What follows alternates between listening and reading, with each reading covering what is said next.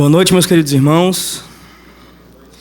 Fico muito feliz em ter mais uma vez essa oportunidade aqui junto aos irmãos da IPBE, que é a minha casa também, da onde me alimento, e com quem gosto de partir o pão, né? Sempre que possível.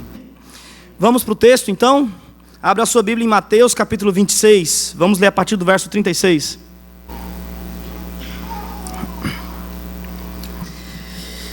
Vamos ler o texto sagrado? Então chegou Jesus com eles a um lugar chamado Getsêmani. Esse é o verso 36. E disse a seus discípulos: assentai-vos aqui, enquanto vou além orar. Levando consigo Pedro e os 2 filhos de Zebedeu, começou a entristecer-se e a angustiar-se muito. Então lhes disse: a minha alma está cheia de tristeza até a morte. Ficai aqui e velai comigo. E indo um pouco mais para diante, prostrou-se sobre o seu rosto, orando e dizendo: meu Pai, se é possível, passe de mim esse cálice. Todavia, não seja como eu quero, mas como tu queres. E, voltando para os seus discípulos, achou-os adormecidos. E disse a Pedro: então nenhuma hora pudestes velar comigo? Vigiai e orai, para que não entreis em tentação. Na verdade, o espírito está pronto, mas a carne é fraca. E indo segunda vez, orou dizendo: Pai meu, se este cálice não pode passar de mim sem eu o beber, faça-se a tua vontade. E voltando, achou-os outra vez adormecidos, porque os seus olhos estavam pesados. E deixando-os de novo, foi orar pela terceira vez, dizendo as mesmas palavras. Então chegou junto dos seus discípulos e disse-lhes: dormi agora e repousai. Eis que é chegada a hora, e o Filho do Homem será entregue nas mãos dos pecadores. Levantai-vos, partamos, eis que é chegado o que me trai. Vamos orar. Ó Deus misericordioso, Deus grandioso, que teve toda a sua glória e o seu caráter perfeitamente expostos a partir deste momento tão singular da história humana que foi o Getsêmani. A partir deste momento e culminando na ressurreição de Cristo, o Senhor deixou claro para todos os seres, em todas as gerações do mundo, do universo, qual é o caráter do seu ser, qual é a profundidade dos seus atributos, qual é a expressão exata das suas qualidades. Muito obrigado por esta obra perfeita, esta obra única, esta obra completa. Muito obrigado por esta obra eficaz, que começa no Getsêmani e é concluída e tem o seu ápice na ressurreição de Cristo. Obrigado, Senhor, porque o Senhor nos salvou através da sua redenção. Obrigado porque o Senhor nos trouxe para dentro da sua família. Obrigado porque o Senhor tinha um unigênito e agora tem filhos e filhas de todas as tribos, línguas, povos e nações. Muito obrigado, Senhor, também por nos instruir dentro da sua família por meio da sua palavra. Nessa noite, nesses próximos minutos que estaremos diante dela debruçados, dê-nos a graça de compreender as riquezas e as verdades eternas contidas nesse texto. Eu peço isso porque homem nenhum pode dar esse presente a nós. Só o Teu Espírito Santo pode abrir o nosso entendimento e nos fazer convencidos do nosso pecado, da Tua justiça e do juízo eterno. Faz isso, Senhor, para a glória exclusiva do Teu nome nós pedimos. Em nome de Jesus oramos. Amém. Meus irmãos, você se lembra do dia mais importante da sua vida? Você se lembra dos momentos que antecederam esse dia?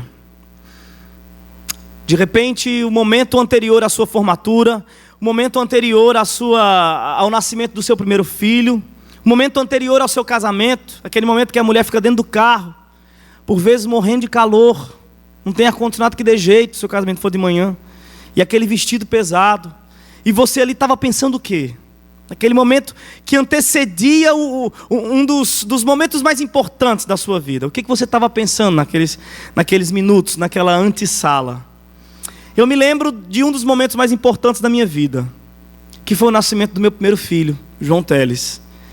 E eu me lembro de toda a expectativa, toda a espera ali junto com os amigos, junto com os familiares, com os irmãos. Me lembro de toda a ansiedade que meu coração sentia. E a gente só tem uma chance de encontrar pela primeira vez o seu filho, não é verdade? Só tem uma chance. Depois disso sempre vai ser o segundo, terceiro, quarto encontro. E veja bem o que aconteceu no meu primeiro encontro com meu filho. Quando ele chegou, tinha câmeras em toda a volta, os amigos filmando, gente fotografando, e aí chegou naquele vidro, porque claro, eu não fui ver o nascimento. Claro que não, né, gente? Eu sou um pastor, eu não sou médico, né? Ou pelo menos um pseudo-pastor. Meus irmãos, e eu estava ali esperando a criança ser apresentada no vidro. E quando o João Teles chegou, a minha primeira frase para o meu filho foi a seguinte: que coisa mais linda de titio.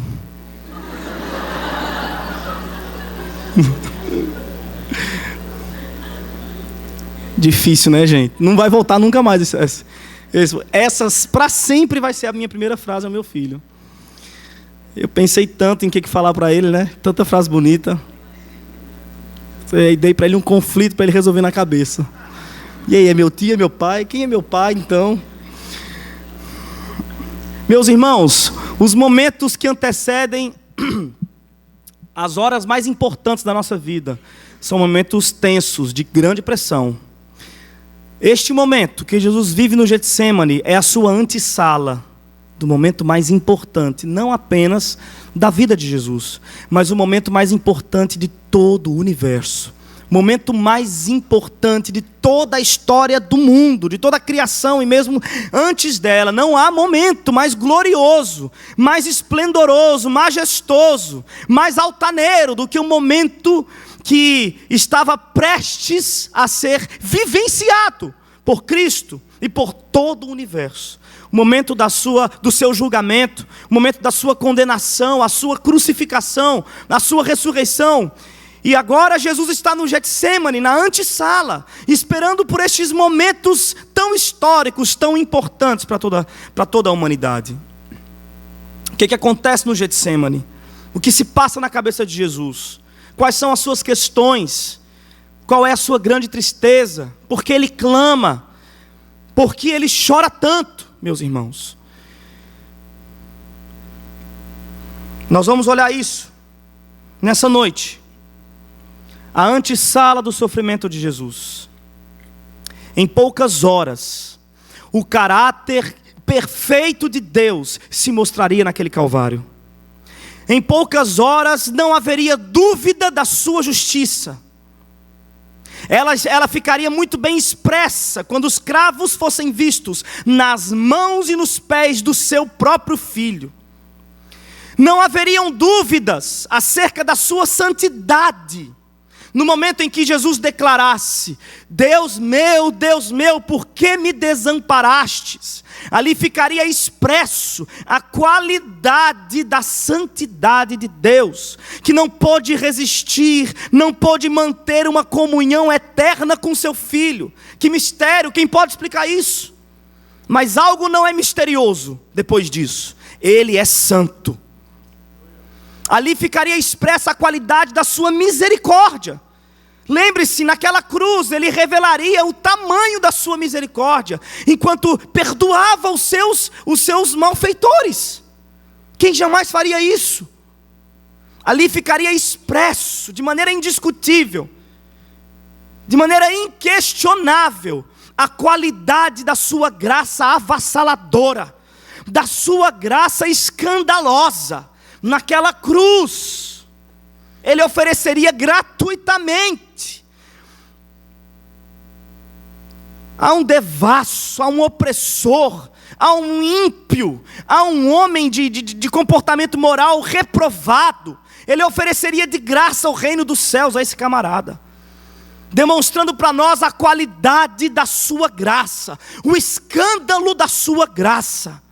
Este blasfemo que há poucos momentos estava blasfemando contra o Filho de Deus. E ele, lembre-se, ele andou no meio dos fariseus, no meio de gente de índole inquestionável, acima de qualquer suspeita, gente politicamente correta, mas foi a este criminoso que ele disse essas palavras: ainda hoje estarás comigo no paraíso.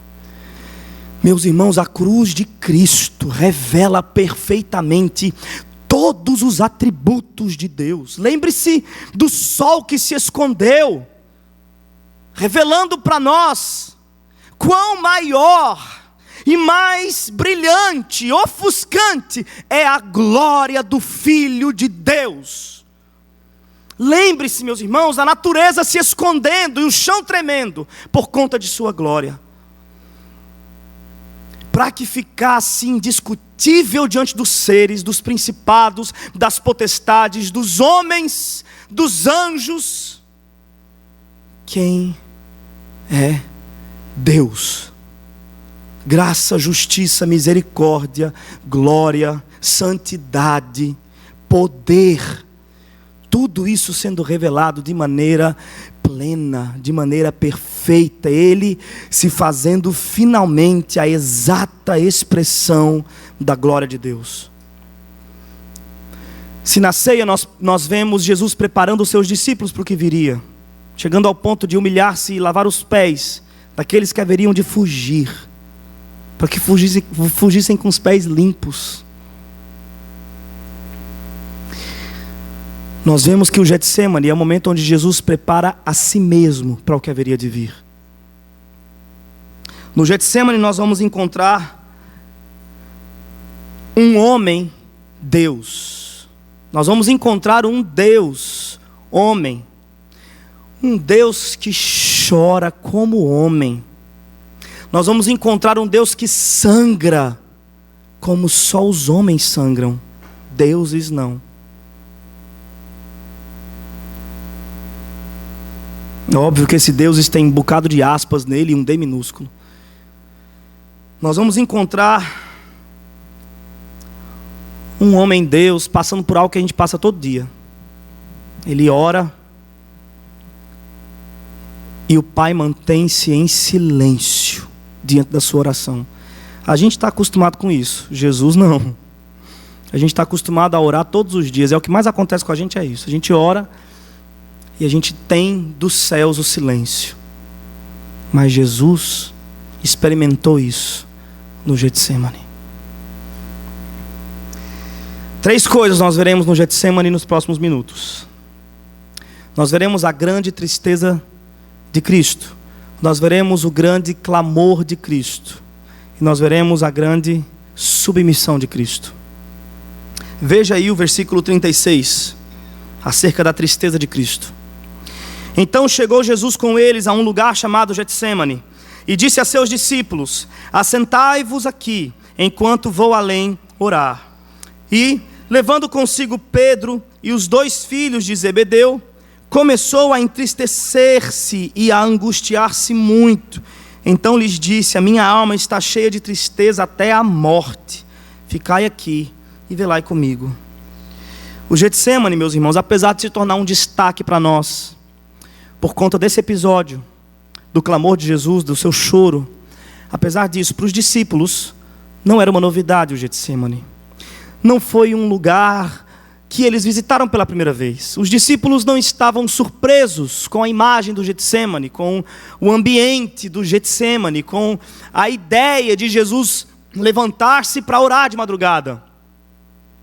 Nós nos lembramos do Getsemane especialmente ou exclusivamente por conta deste episódio.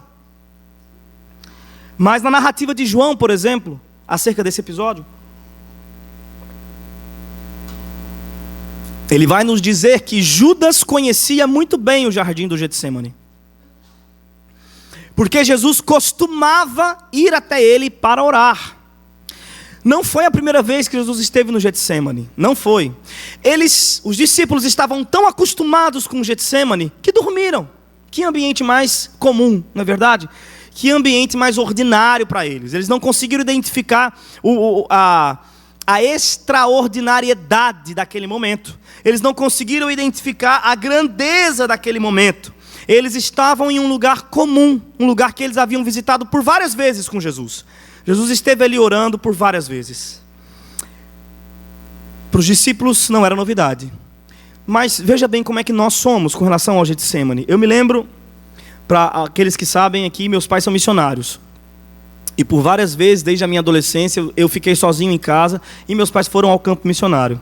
Eu me lembro uma das vezes que os meus pais foram para a Europa, a fim de plantar uma igreja, e me deixaram por 1 ano tomando conta da casa. Eu era bem jovem, quero já dizer isso de antemão, né, porque haverá de vir coisas que vão me incriminar severamente.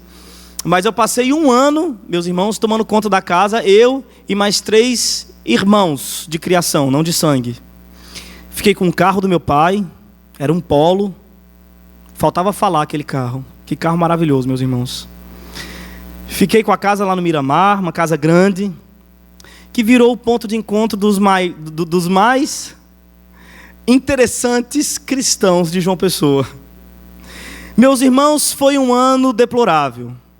Cada euro que meu pai enviava para mim, suado do campo missionário, se transformava em açaí, e se transformava em coxinhas, em pizzas. E ali a gente festejava, jogava, se divertia, como um bom cristão faz, tá? Não vai pensar assim tão severamente. Mas, meus irmãos, eu me lembro que quando foi chegando perto do fim desse ano sabático que eu vivi, eu estava desesperado. Porque algumas contas não foram pagas como deveriam ter sido pagas. Eu fundi o motor do carro do meu pai. O carro que faltava falar, mas ficou sem óleo. Ficou sem água e fundiu o motor, chegou ao ponto de explodir o motor, eu andando na rua, e explodiu, pegou fogo o motor do carro, gente. Mas derreteu as peças do carro. Foi uma coisa absurda, assim. Foi grande o intento de Satanás na minha vida naquele dia. Meus irmãos, quando faltava 3 meses para o meu pai chegar, eu me desesperei. 5 horas da manhã eu acordei, levantei todo mundo da cama, aquela galera que estava lá, aqueles hippies cristãos que estavam lá em casa, espalhados pelo chão, né? Comungando da comunhão dos santos e do bom pão e do vinho também, por que não? Meus irmãos, e eu levantei todo mundo e falei, vamos orar todo mundo aqui agora, vamos orar. Vamos orar porque meu pai está voltando, a gente tem que pagar essas contas, como é que vai ser esse negócio desse carro? Minha vida vai acabar agora, gente. Vocês vigiem comigo, não me abandonem nessa vigília. Meus irmãos, mas eu orei com tanto fervor, meus irmãos. Olha, para suar sangue faltou tão pouco, gente. Orei demais. E é claro que ao modelo de Jesus, meus amigos acabaram capotando e dormindo pelos cantos, me abandonaram sozinho ali. Mas a gente não é exatamente assim. A gente vai para o Getsemane quando a casa cai. A gente deixa para orar desesperado quando está faltando 3 meses para o pai chegar. Até então é só sombra e água fresca, só descanso. Meus irmãos, Jesus visitou o Getsemane por vezes consecutivas antes daquele grande momento. E os discípulos estavam tão acostumados com o Getsemane que não viram a grandeza daquele momento. Não viram a grandeza daquele momento. E como de costume, Jesus levou consigo 3 de seus discípulos, Pedro, Tiago e João. E eles dormiram enquanto Jesus orava. Jesus pretendia demonstrar para eles o quão importante é ter comunhão com Deus, com o Pai. Jesus pretendia mostrar para eles quão importante era, antes de sua morte, que eles estivessem em profunda intimidade com Deus. Afinal, em poucos anos, seriam eles 3 naquela antessala, esperando por sua condenação. Jesus queria dar o exemplo, mas eles não entenderam nada. Eles nos representam muito bem. Não é exatamente assim que nós somos? Insensíveis ao perigo. Jesus sabe o que está prestes a acontecer, mas eles não entenderam nada. Jesus avisou na Santa Ceia há poucas horas, eles não continuaram sem entender nada. Pedro disse que seguiria Jesus até a morte, mas não conseguiu segui-lo até o jardim do Getsêmani. Adormeceu, porque esta é a condição do coração humano. Nós estamos adormecidos, não fazemos ideia do juízo que está por vir, nós não fazemos ideia do perigo que nos cerca, nós estamos adormecidos, ainda hoje. O coração do homem é insensível ao pecado que o cerca, ao juízo que está próximo. Nós estamos aí, gente, liga a televisão para ver, para ter um presságio de tudo que está acontecendo à volta, mas a gente desliga a televisão e vai assistir um filme, vai distrair a cabeça, desliga a televisão e vai brincar, e vai passear, e vai viajar, e vai tirar selfie. Nós somos distraídos com toda a realidade que nos cerca lá fora. Pedro, Tiago e João representam o coração impenitente do ser humano, resistente do ser humano, o coração insensível do ser humano. Nós não estamos vendo o que está acontecendo. Jesus não. Jesus está vendo e está profundamente triste com o que vai enfrentar. Jesus chega a dizer que está tão triste que poderia até morrer, está à beira da morte, meus irmãos. Jesus tem completa clareza acerca da seriedade do momento. Ele sabe o que há de vir, e ele chora, ele sangra, como diz Lucas. Uma doença que nós conhecemos na medicina, hematidroses. O camarada fica tão angustiado, tão pressionado emocionalmente, que os poros se abrem, ele chega a suar gotas de sangue. O que ele estava vendo que os discípulos não viram? Ficaram insensíveis, dormindo. Qual era a grande tristeza de Jesus? Por que ele estava tão triste? Veja a sua súplica, no verso 39.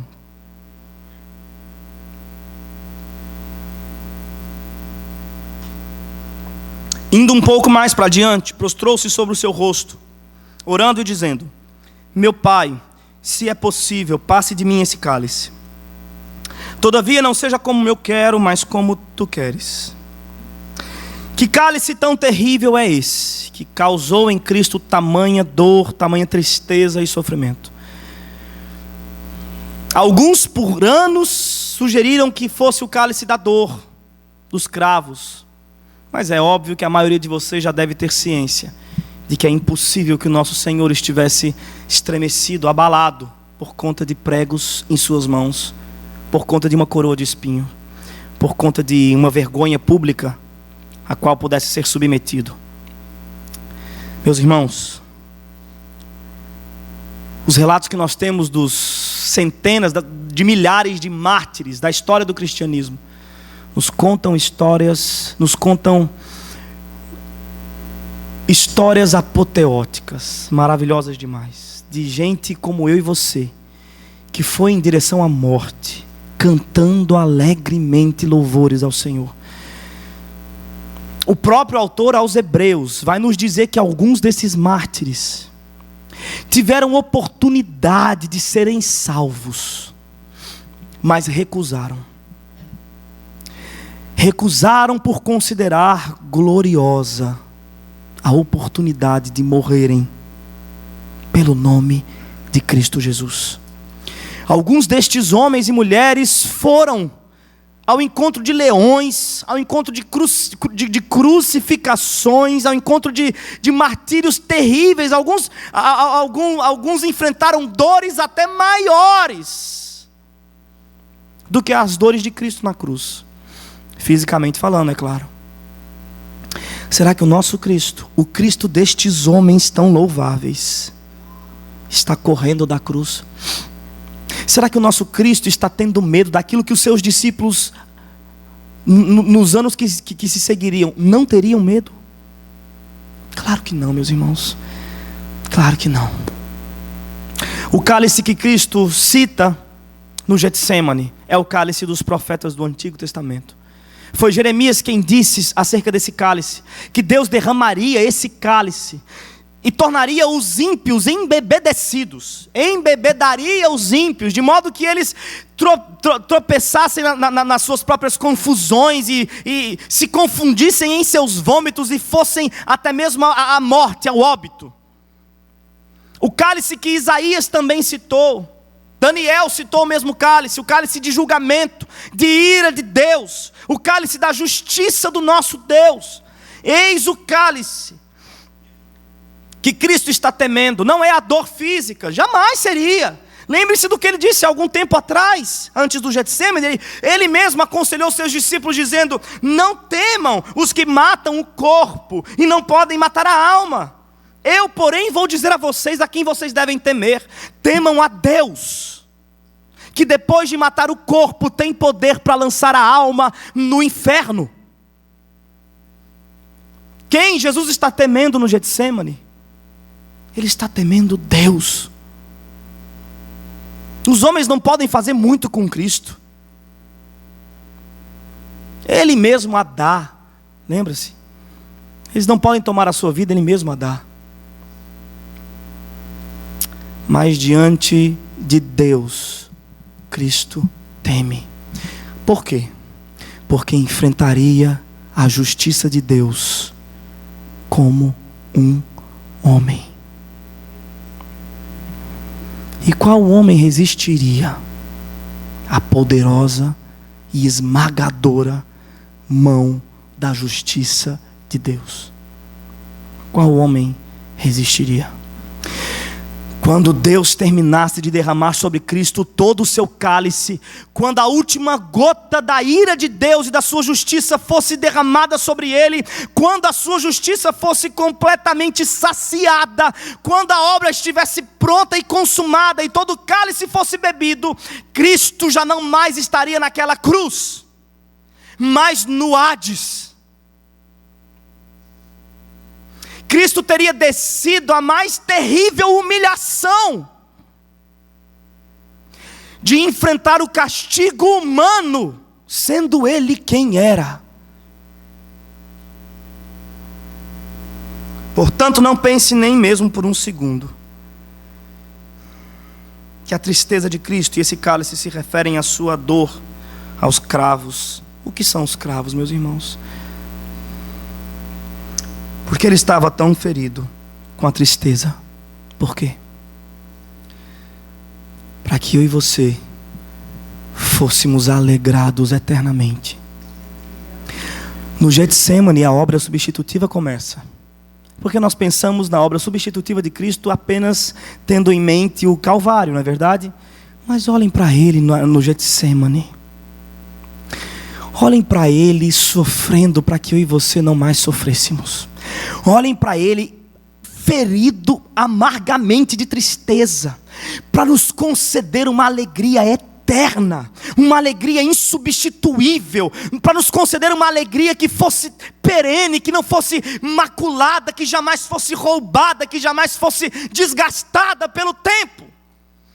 Pense nele sangrando para que eu e você jamais tivéssemos que morrer.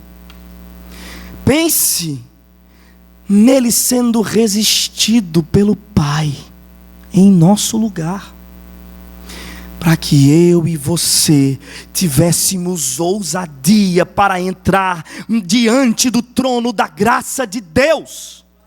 Deus resistiu ao pedido de Jesus, porque pretendia oferecê-lo a nós. O que Jesus pede para ele no jardim não lhe é concedido. É concedido a nós. E honestamente, nesse ponto da mensagem, é impossível não pensarmos na possibilidade de parar tudo e ir para casa agora. Porque o mistério é grandioso demais para qualquer coisa que possa ser dita a partir de aqui. Eis o grande coração do Getsemane. Jesus resistindo a si mesmo. Deus, me perdoem. Deus resistindo a si mesmo. Resistindo por um tempo a sua graça, porque reservou-a para nós, e derramando sobre Cristo a sua justiça e a sua ira, que deveriam ser direcionadas a nós. Ah, meus irmãos, que mistério. Meus irmãos, que mistério profundo. De verdade mesmo, a homilética morre aqui. Acabou, não tem conclusão, não tem ponto 3, acabou aqui, gente. Vai continuar mesmo por causa do... Porque a gente é impenitente mesmo, gente. Mas quando chega nesse ponto aqui, a ideia é voltar para casa mesmo, gente. Pelo menos a mim, enquanto fazia essa mensagem, quando chegou nesse ponto, a coisa parou. Não tem como andar mais depois disso. O constrangimento é grande demais.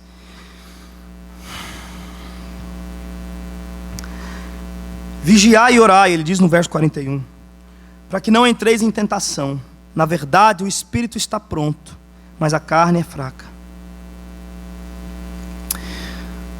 O espírito está pronto, mas a carne é fraca. A gente costuma falar isso, não é verdade? A carne é fraca. A gente fala isso acerca de nós, acerca uns dos outros. Como você se sentiria se eu dissesse para você nessa noite que Jesus se refere a si mesmo? O espírito dele estava pronto à obediência, mas a sua carne estava travando uma luta.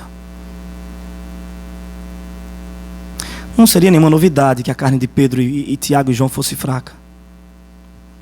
Estava ali, os três dormindo para provar isso.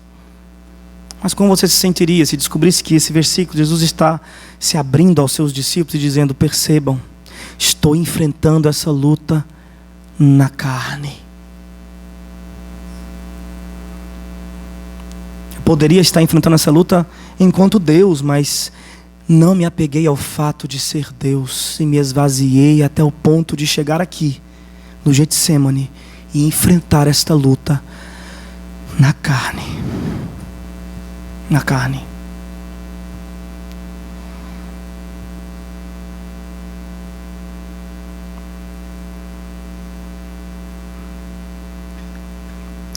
O outro evangelista chega ao ponto de dizer que Jesus clamou: Abba, papaizinho.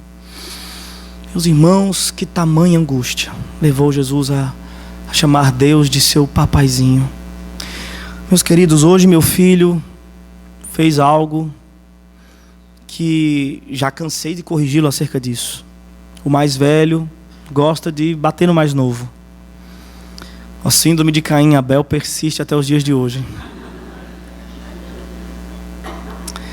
E meus irmãos, eu fiquei muito enfurecido quando vi que ele continua insistindo em dar esses beliscãozinhos em Theo. João Teles dando beliscão em Theo.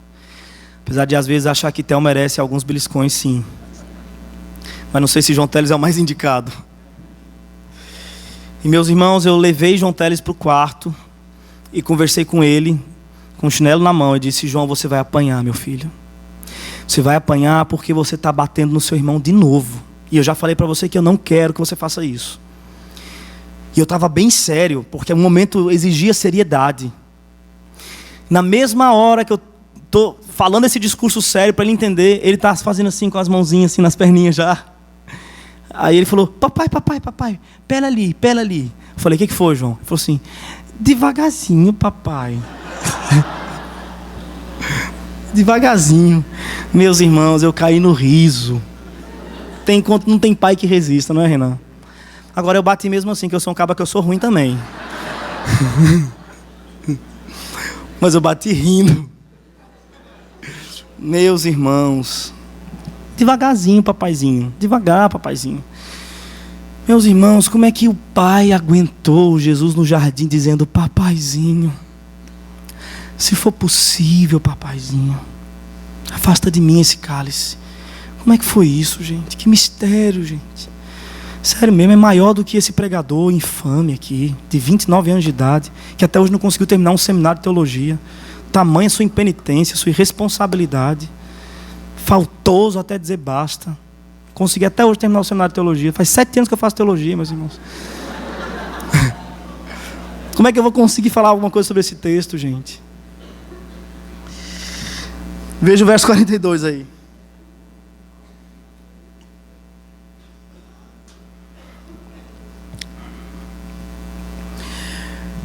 Depois de uma luta, meus irmãos, que Jesus trava no Getsêmani, uma luta ao modelo de Hebreus, uma luta até o sangue. Não é assim que Hebreus nos aconselha? Vejo que não tendes resistido até o sangue. Jesus resistiu até o sangue. Depois dessa resistência e dessa luta profunda de Jesus para submeter a sua carne à vontade de Deus, de que ele fosse entregue no lugar de pecadores e assumisse a punição dos pecadores, depois de uma luta até o sangue, no verso 42 nós lemos: indo segunda vez, orou dizendo: Pai meu, se este cálice não pode passar de mim sem eu o beber, faça-se a sua vontade. Não seja como eu quero, mas como tu queres. Quão diferente seria a nossa igreja brasileira se, ao invés de Malaquias 3:10, domingo após domingo ouvíssemos alguém dedicando 5 ou 10 minutos para nos lembrar dessa frase de Cristo: não seja como eu quero, mas como tu queres. Malaquias 3:10 é palavra de Deus e deve ser exposta diante da igreja santa do Senhor, mas eu entendo que por vezes ela está sendo abusada, claro, para os interesses da igreja. Mas percebam que esse verso está empoeirado nas gavetas teológicas. Raramente vemos alguém dedicando tempo a ele. Irmãos, Jesus está nos dando o exemplo aqui, ó. Não seja como eu quero, mas como tu queres. É Jesus, o Filho de Deus. Meus irmãos, eu chego a imaginar na minha cabeça que uma igreja 100% consciente desta frase, não seja como eu quero, mas como tu queres, não necessita de muitas palavras em Malaquias 3:10. Uma igreja com consciência plena de que deve se doar por completo à vontade de Deus, não precisa ser convencida com grandes argumentos em Malaquias 3:10. Pode ser citado uma vez por ano, tranquilo. Mas a grande verdade é que nós odiamos esse verso. Nós odiamos esse versículo. Malaquias 3:10 é muito mais conveniente, é 10%, gente. Tchau e benção. Dá os 10% e vai para viver a sua vida, fazer como tu queres. Mas esse verso nos convida a um martírio completo da nossa carne. Nos convida a doar 100% do que somos. Nós odiamos esse verso, mas a política correta, o politicamente correto, a ética cristã nos impede de dizer isso em voz alta. Mas nas nossas atitudes, de maneira velada, nós gritamos ódio a este verso. Nós resistimos em fazer a nossa vontade. Não seja como eu quero, mas como tu queres. Já que a minha vontade não é a ideal, faça-se a tua. As mulheres têm tanta dificuldade em dizer essa frase para o seu marido, que podem ver. Quando dirão de peito aberto a Deus, que não podem ver. Os maridos têm dificuldade de dizer essa frase, os homens têm dificuldade de dizer essa frase aos governantes, ao guarda de trânsito, à lei. Quando dirão a Deus? Os jovens têm dificuldade de dizer essa frase diante da pornografia, diante do convite da sedução. Quando dirão essa frase a Deus? Meus irmãos, aqui Jesus está nos dando um exemplo. Aqui Jesus está... Ai, que maravilha, meus irmãos, olha que maravilha. Aqui Jesus está falando em nome das mulheres que não conseguem se submeter. Aqui Jesus está falando em nome dos maridos, dos homens que não conseguem se submeter. Aqui Jesus está falando em nome dos ricos e dos pobres que não conseguem se submeter. Está falando em nome de plebeus e de magistrados que não conseguem se submeter. Aqui Jesus está substituindo o seu povo. E agora, nele, em Cristo, porque Cristo disse essa frase um dia, nele as mulheres hoje podem se submeter aos seus maridos e a Deus, porque Cristo nesta noite fria resistiu até o sangue e disse essa frase a Deus. Nele, homens podem se submeter às suas autoridades. Podemos lutar contra o pecado e a ganância nele, porque ele nos substituiu no Getsemane, meus irmãos. Olha que maravilha! Isso não é uma boa notícia? Não daria um livro? Boa notícia? Estou pensando aqui agora, tendo essa ideia.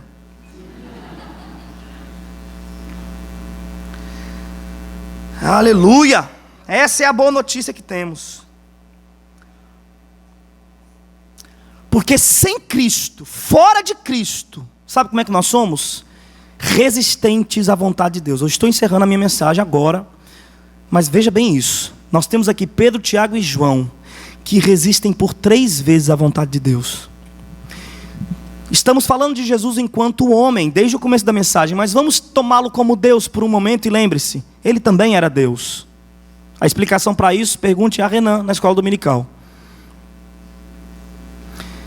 Ele, enquanto Deus, olha para os seus 3 discípulos por 3 vezes e diz a sua vontade: orem, vigiem comigo. E por 3 vezes eles resistem à vontade de Deus e dormem. Nenhum dos 4 evangelistas registra nenhuma palavrinha sequer que eles tenham dito diante de Deus por si mesmos ou por Cristo. Eles resistiram sem nenhuma tentativa, sem a mínima tentativa. Deus falou a sua vontade aos 3 homens, e os 3 homens olharam para a vontade de Deus e viraram para o outro lado e caíram em profundo sono. É assim que nós somos. É assim que nós somos. Como é que esses 3 resistentes à vontade de Deus se entregariam à morte mais à frente?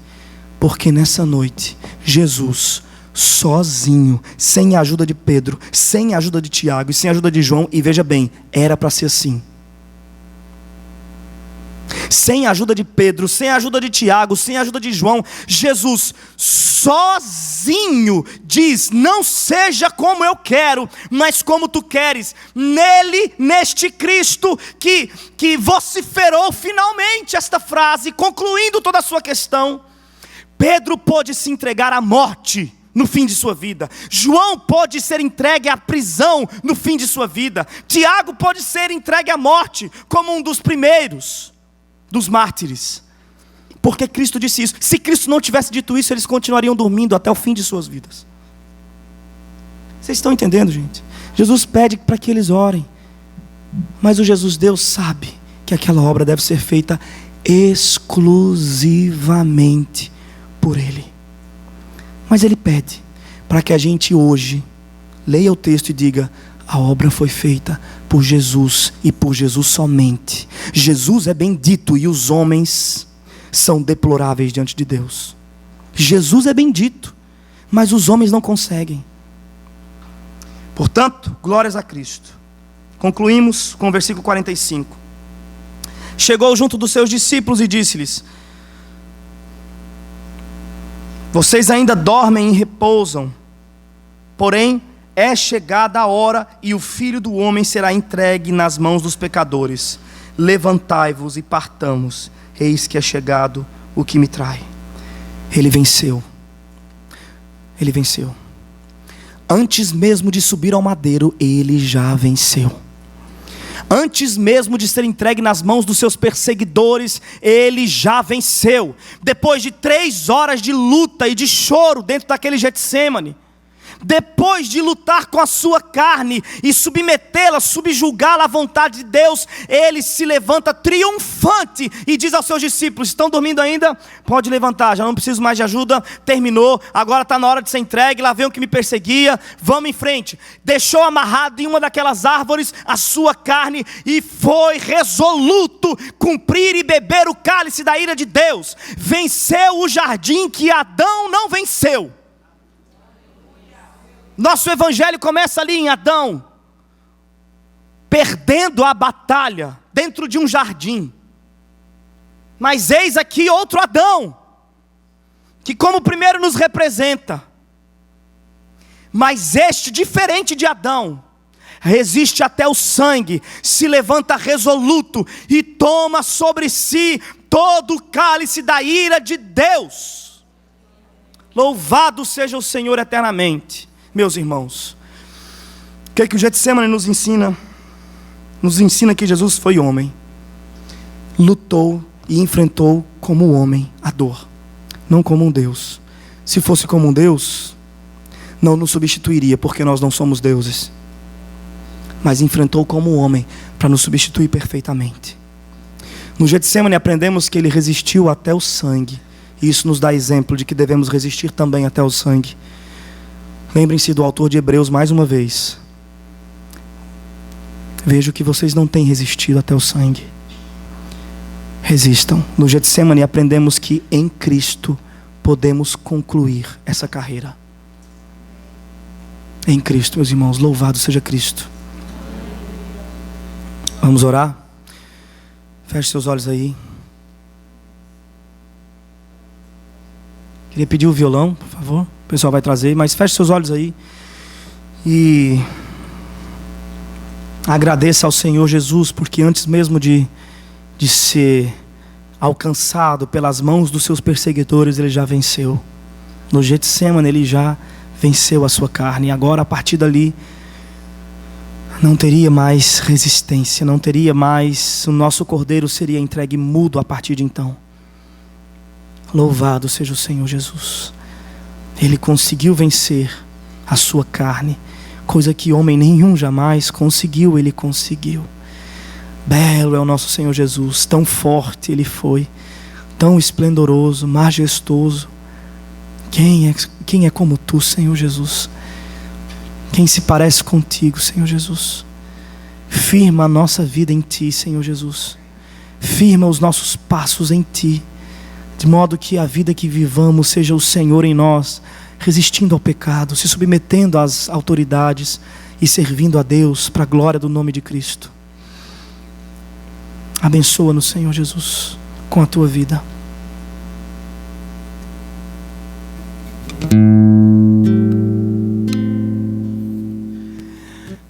Ele, o Criador dos céus, que em tudo põe a mão e chama como seu.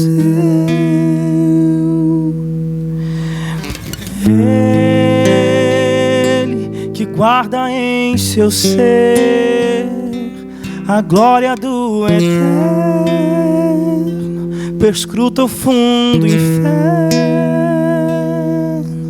Ele que chama pelo nome estrelas que se escondem e seres incontáveis. Se foi, deixou seu trono, e se foi, se esvaziou, e seu ser vestiu-se como um de nós.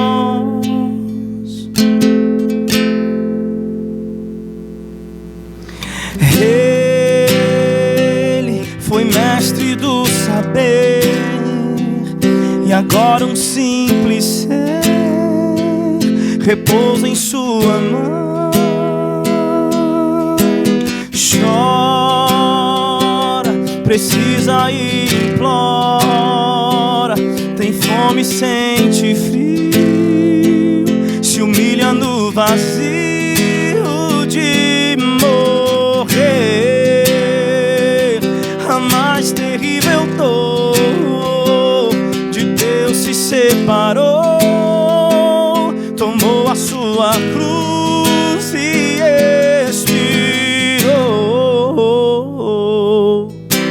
Se foi, deixou seu trono, e se foi, se esvaziou, e seu ser vestiu-se como um de nós. Será que podemos cantar esse simples refrão ao nosso Senhor Jesus? Se foi, deixou seu trono, e se foi, se esvaziou, e seu ser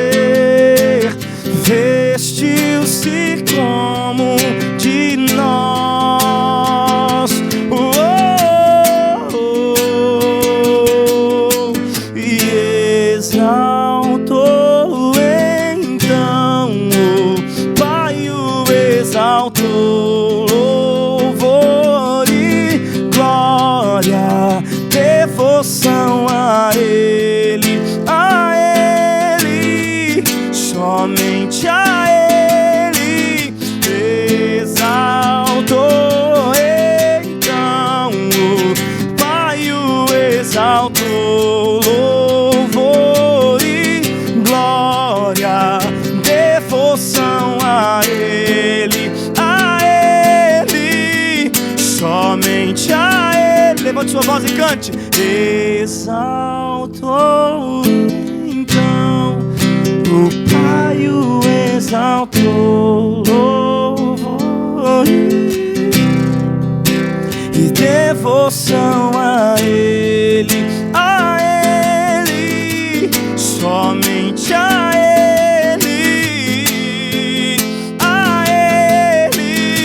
somente a Ele,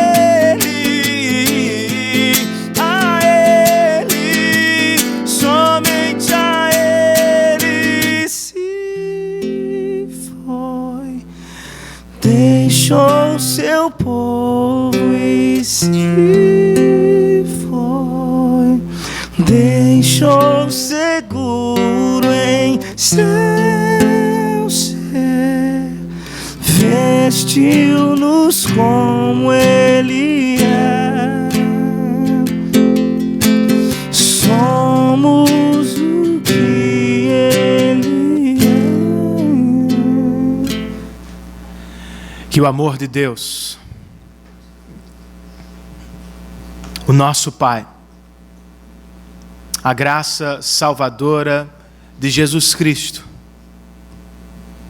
o nosso Senhor bendito, a comunhão, o poder, a consolação e a presença do Santo Espírito de Deus estejam sobre todos nós. E todos nós, a uma só voz, dizemos amém. Que Deus nos abençoe, queridos.